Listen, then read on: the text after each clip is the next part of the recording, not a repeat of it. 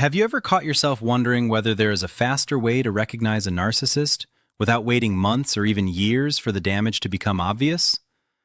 Sometimes it is not their actions at first, but the specific language they rely on. Narcissists tend to recycle the same verbal shortcuts over and over, regardless of whether they are a boss, a partner, a parent, a coworker, or someone you have only just met. These phrases are not accidental. They are carefully chosen tools designed to distort reality, undermine your confidence, and slowly hand them control. If you are naturally empathetic, generous, or emotionally attuned to others, you are exactly the kind of person they look for. The good news is that once you learn what to listen for, you can spare yourself years of confusion, self-blame, and emotional exhaustion. What follows is a deeper look at the language narcissists use most often, how it shows up in everyday life, and how you can protect yourself when you hear it. These phrases are not harmless expressions or misunderstandings. They are patterns, and patterns reveal intent. One of the earliest and most common verbal tactics is the guilt-loaded accusation. This is when you are suddenly labeled selfish, greedy, ungrateful, or demanding, usually at moments when you have done nothing wrong except express a need, a feeling, or a boundary. You might have gone out of your way to help someone, sacrificed your time, energy, or money, and still found yourself accused of only thinking about yourself. You buy something you have wanted for a long time and are called materialistic. You ask for basic consideration and are labeled high maintenance. You express disappointment after a broken promise and are told you should be more appreciative. If you question why they did not contribute fairly, you become greedy. If you ask why they kept you waiting, you are suddenly needy or clingy. On the surface, these comments may sound like feedback, but underneath, they all carry the same message. Your needs are a problem. The goal is to make you feel ashamed for wanting anything that does not directly serve them. Over time, this creates a dynamic where you feel responsible for their moods, their behavior, and even their failures, while feeling morally wrong for taking care of yourself. For people who are deeply empathetic, or who grew up in environments where love was conditional, this tactic can be especially powerful. Guilt becomes a reflex. You may feel it before you even have time to think. The moment you recognize this pattern, however, you have an opportunity to interrupt it. Instead of collapsing into self-blame, pause. Breathe. Recognize that this is not about your character, but about control. One effective way to neutralize this tactic is to consciously redirect your emotional response. Rather than sinking into guilt, allow yourself to feel a calm, protective anger. Not rage, not retaliation, but a steady internal reminder that you have the right to exist as a separate person. Silently or out loud, affirm that you are allowed to take care of yourself. This simple shift can break the spell guilt is meant to cast. Another set of phrases narcissists rely on are dismissive and minimizing statements. These are the comments that make you question whether your feelings are valid at all. You express hurt, and you are told you are overreacting. You mention discomfort, and you are labeled too sensitive. You point out exhaustion, frustration, or stress, and the response is that you are being dramatic. After a cutting remark or a cruel joke, they brush it off by saying they were only kidding. The deeper message here is not about the situation at hand. It is about authority. When someone repeatedly tells you that your emotional reactions are wrong, exaggerated, or inconvenient, they are positioning themselves as the ultimate judge of reality. In their view, you are not allowed to have an inner world that exists independently of them. Your feelings are only acceptable when they align with what benefits them. Over time, this trains you to doubt your own perceptions and to look to them for permission to feel. The more you accept this framing, the more power they gain. You stop examining their behavior and instead start scrutinizing yourself. When confronted with this kind of language, it is crucial to reclaim ownership of your inner experience. You do not need to argue, justify, or over-explain. Calmly asserting that your experience is yours to define can be enough to disrupt the dynamic. It communicates that you are not surrendering your identity or emotional autonomy for their comfort. It also quietly sets a boundary around respect. A third category of manipulative language involves denial and deflection. This often shows up as flat-out contradictions of reality. You clearly remember an agreement, a promise, or a statement they made. Yet when you bring it up, they insist it never happened. They may say they never agreed to that you misunderstood them, or that you are twisting their words. When you try to explain why their behavior hurt you, they shift the focus by accusing you of being negative, dramatic, or unfair. This tactic is deeply destabilizing because it targets your sense of reality itself. Narcissists are invested in maintaining a narrative that always places them in the right. Their sense of self is fragile and fluid, and rather than adapting to reality, they attempt to reshape reality to protect themselves. They do not just want you to accept their version of events, they want you to abandon your own. When you begin to question your memory or judgment, they gain immense leverage. You become easier to control because you are no longer anchored in your own perceptions. The antidote here is not debate, but grounding. Calmly stating that you remember what happened reinforces your connection to reality without engaging in their fantasy. It signals that you are not willing to participate in rewriting history to suit their needs. This simple assertion can be profoundly stabilizing, especially when practiced consistently. Another manipulative verbal habit narcissists use is pretending not to understand. This feigned confusion often appears when you ask them to follow through on commitments, respond to feedback, or respect a boundary. Suddenly, they claim they are confused, unclear, or unable to grasp what you mean. They may act as though your words are jumbled or unreasonable, even when you know you are communicating plainly. The purpose of this tactic is not comprehension, but exhaustion. By forcing you to explain yourself again and again, they drain your energy and shift attention away from their responsibility. You may start to wonder whether you are being unclear or unreasonable, even though the issue itself is straightforward. In reality, they understand perfectly well. They simply do not like what you are saying. Feigning ignorance puts you in a position where you feel compelled to overfunction, to prove yourself, and to work harder for basic cooperation. One way to stop this pattern is to resist the urge to over-explain. Calm confidence can be more effective than endless clarification. Communicating that you trust your own clarity and that they are capable of understanding places responsibility back where it belongs. It also prevents the conversation from being hijacked by manufactured confusion. There is another category of language that is particularly insidious because it disguises control as care. These are emotional bonding phrases that sound loving on the surface but feel confusing or painful in practice. Someone may hurt you and then quickly follow it with a declaration of love.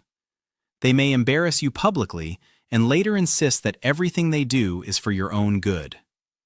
They may frame criticism or sabotage as concern, especially when you are excited about growth or change. These statements are designed to keep you emotionally tethered while discouraging you from questioning their behavior. A useful way to understand this dynamic is to rethink what love actually means in this context. There is a difference between care that supports your autonomy and attachment that feeds on your compliance.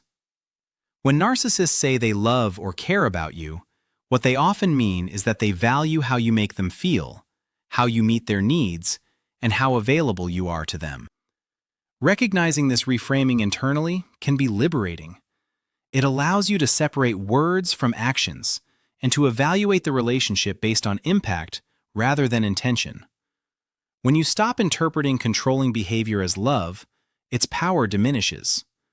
As the patterns continue, narcissists may also turn to social shaming, especially if you do not conform to their expectations around visibility, activity, or social performance. You might be criticized for not being fun enough, outgoing enough, or socially ambitious enough. Preferences for rest, solitude, or small gatherings are reframed as flaws. You may be labeled awkward, boring, or antisocial, simply for honoring your own limits. This kind of shaming often has less to do with you and more to do with their own insecurities. Narcissists frequently rely on others to manage social situations for them, to smooth interactions, and to provide access to admiration or attention. When you do not fulfill that role, they attempt to pressure you back into it by attacking your self-image. The underlying message is that your worth is conditional on how well you serve their social needs. Resisting this tactic requires reclaiming your right to choose how you engage with the world. There is nothing inherently wrong with preferring quiet, rest, or limited social interaction. Affirming acceptance of who you are, even in the face of judgment, weakens their ability to use shame as leverage. Confidence does not require perfection. It requires permission to be yourself without apology. The final category of manipulative language we will explore involves projection and inversion. These phrases are often sharp, humiliating, and deeply personal. You may be accused of thinking you are better than others simply for making healthy changes or pursuing personal growth. Attempts to improve your life, set boundaries, or invest in yourself are reframed as arrogance. In some cases, you may even be labeled narcissistic for pointing out manipulation or advocating for your own well-being. This tactic works by turning your strengths into liabilities. Narcissists project their own traits, insecurities, and motivations onto you because they cannot tolerate seeing them in themselves. By accusing you of what they are doing, they deflect attention and destabilize your sense of identity. The goal is to shrink you, to make you doubt your worth, and to keep you small enough to control. If you have experienced this, the impact can be long-lasting. Being repeatedly shamed for growth or self-respect can erode confidence and create deep internal conflict. Rebuilding a sense of worth after this kind of treatment takes time and intention. It often begins with the decision to invest in yourself anyway, despite the backlash. Each act of self-care, learning, and boundary setting strengthens your foundation. No one else gets to define your value. The more you internalize that truth, the less effective these manipulative phrases become. Understanding the language narcissists use is only the first step, but it is a powerful one. When you can hear the pattern beneath the words, you stop reacting automatically and start responding consciously. And that awareness alone can change everything. By the time you begin to recognize these patterns, something important has already shifted inside you. You are no longer just reacting to words, you are listening beneath them. And once you do that, the phrases narcissists rely on start to lose their power. They still speak the same way, but you no longer hear innocence or confusion. You hear strategy. You hear control. What often becomes clear at this stage is that none of these catchphrases exist in isolation. They are not random habits or poor communication skills. They form a closed system designed to keep you doubting yourself while centering the narcissist's needs at all times. Guilt tripping keeps you compliant. Minimizing keeps you quiet. Denial fractures your memory. Feigned ignorance drains your energy. Emotional bondage keeps you attached. Social shaming pushes you into roles that benefit them. Projection attacks your sense of worth. Each phrase reinforces the others, creating a psychological environment where you slowly disappear. Many people who find themselves entangled in these dynamics describe a subtle but persistent sense of disorientation. You may notice that you think more about how to phrase things, how to avoid conflict, how to prevent upsetting them, than about what you actually want or feel. Your internal compass becomes externalized. Instead of asking yourself what is true, you ask what will keep the peace. This is not accidental. It is the intended outcome of repeated linguistic manipulation. Over time, language shapes identity. When someone repeatedly tells you that you are selfish, dramatic, confused, awkward, or arrogant, those labels can start to stick, even when they contradict reality. You may find yourself apologizing reflexively, second-guessing decisions, or hesitating to express needs. This is how verbal manipulation becomes psychological conditioning. The phrases themselves may be short, but their effects accumulate. One of the most painful realizations for many people is understanding that explaining yourself more clearly will never fix this dynamic. Narcissists do not misunderstand you. They misunderstand boundaries. They do not lack information. They lack empathy and accountability. Once you see that, you can stop trying to find the perfect words that will finally make them listen. There are no such words. The problem has never been your communication. Another difficult truth is that narcissists often escalate their language when it stops working. When guilt no longer hooks you, they may intensify shaming. When denial fails, they may lean harder into projection. When emotional bonding loses its grip, they may accuse you of being cold, disloyal, or cruel. This escalation is not proof that you are doing something wrong. It is proof that you are doing something different. At this stage, many people feel a mix of clarity and grief. Clarity because the patterns finally make sense. Grief because you realize how much energy you have spent trying to earn respect that was never going to be given freely. It can be painful to accept that someone you cared about was more invested in control than connection. Allowing yourself to feel that grief without turning it inward is an important part of healing. As your awareness grows, you may also notice how your body responds differently. Conversations that once left you spiraling now register as familiar scripts. You might feel a tightening in your chest when a familiar phrase is used, followed by a quicker return to center. This is your nervous system learning that you are no longer trapped. Awareness creates space. Space creates choice. Choice is what narcissistic language is designed to remove. Every manipulative phrase is meant to narrow your options until compliance feels like the safest path. Reclaiming choice means recognizing that you do not have to engage, justify, defend, or convince. Silence, brevity, and disengagement can be powerful responses when used intentionally. Not every statement deserves a rebuttal. Not every accusation deserves your emotional labor. It is also important to recognize that strength does not always look like confrontation. Sometimes it looks like quiet detachment. Sometimes it looks like changing how much access someone has to you.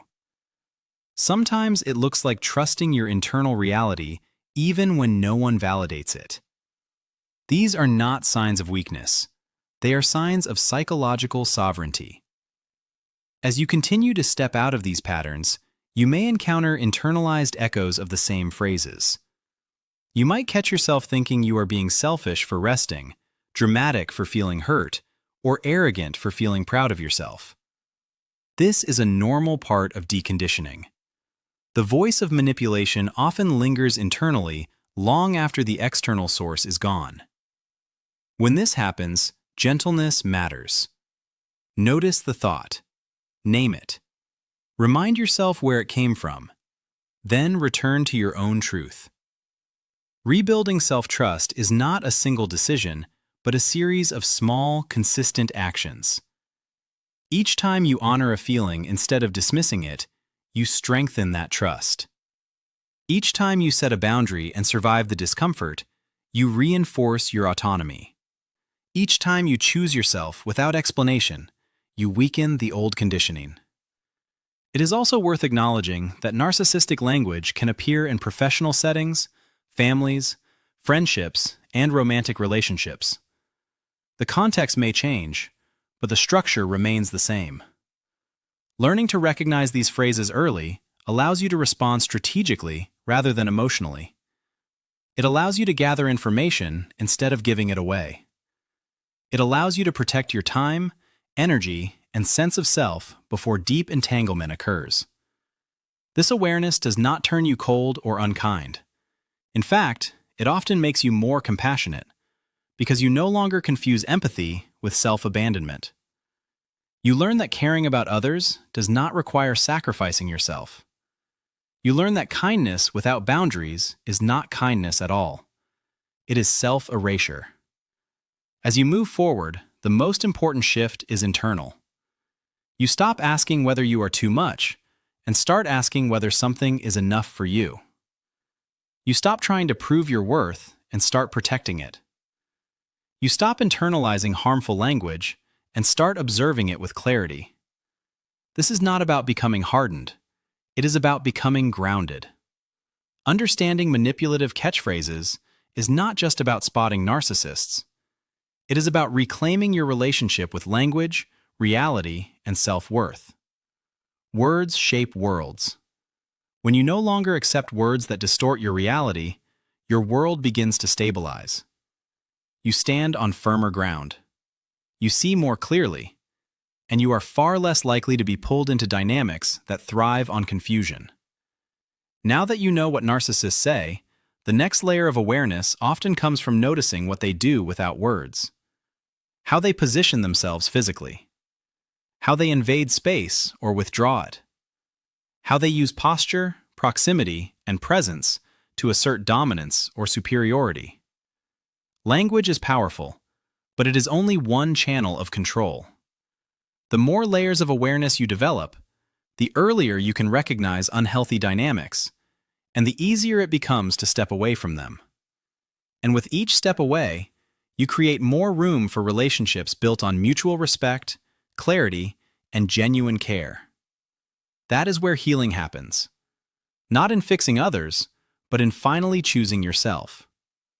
This is the part most people miss.